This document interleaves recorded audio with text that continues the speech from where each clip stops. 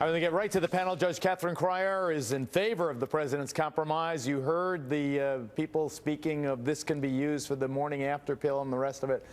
Your response.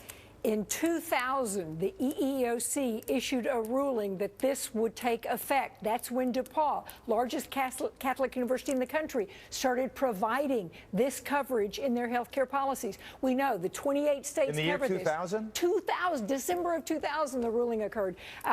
No complaint. We've got all these states. In Georgia, the Catholic Church has to provide, as in 8 other states. Obama hasn't done anything that hasn't been going on for a very long time. This is a political issue, but legally, the precedent supports everything that he's done. Mark Reinzi, haven't heard from you yet. Let me hear from Mark Reinzi. Yeah, there are several issues on the law I'd like to address.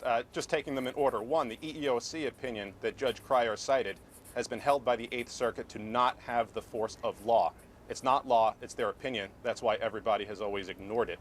Secondly, the states that have regulations. Well, I agree with you, and Sally makes a point that some Catholics are okay with birth control. That's great, but no one's religious freedom rights are subject to a popularity contest. Secondly, the Smith opinion that she cites was overruled in 1993 by the Religious Freedom Restoration Act. The Supreme Court has unanimously said that that law applies to all actions by the federal government.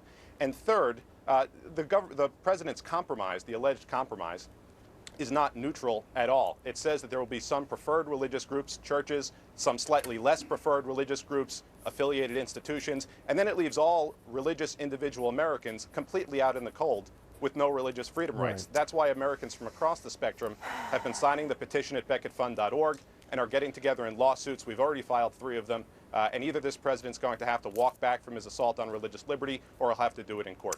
You know, I want to talk about a compromise that I think this compromise has its roots in, which is the great compromise that was the United States of America, where from our founding, we have balanced religious freedom with individual liberty and choice. And it strikes me that conservatives support individual choice and liberty until they just don't like the choices people are making. 96, excuse me. You don't have to be forced to pay for it. Sir, I didn't interrupt you. Okay, hold it. And then Tony Perkins is next. 96% of Catholic women of reproductive age have used contraception. 98% of Americans total. Now, I do not think that we should impinge on their rights and freedom either. And frankly, we do not allow churches and religious institutions to, for instance, discriminate on the basis of sex or race. There are certain ways in which we balance out religious freedom with our nations of laws and our public interest. That is what we do. Tony Perkins is next, and then Chris Smith. Yeah, well, I mean, it's about who's being forced to pay for this. And first off, let's go back to this compromise. You shouldn't have to have a hall pass to walk out your faith as an American.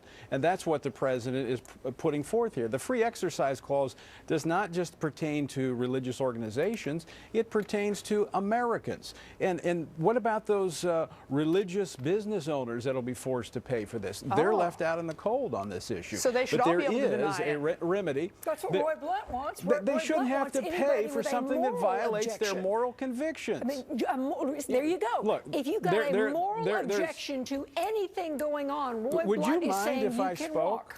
Go ahead, do it. Finish, Tony. Look, there is a legislative remedy. Almost 200 members of Congress have signed on to the Respect for Conscience Rights Act. Jeff Fortenberry in the House, Roy Blunt in the Senate. This issue is going to be addressed by Congress. Let me say, Tony, let me say, hold it, time out.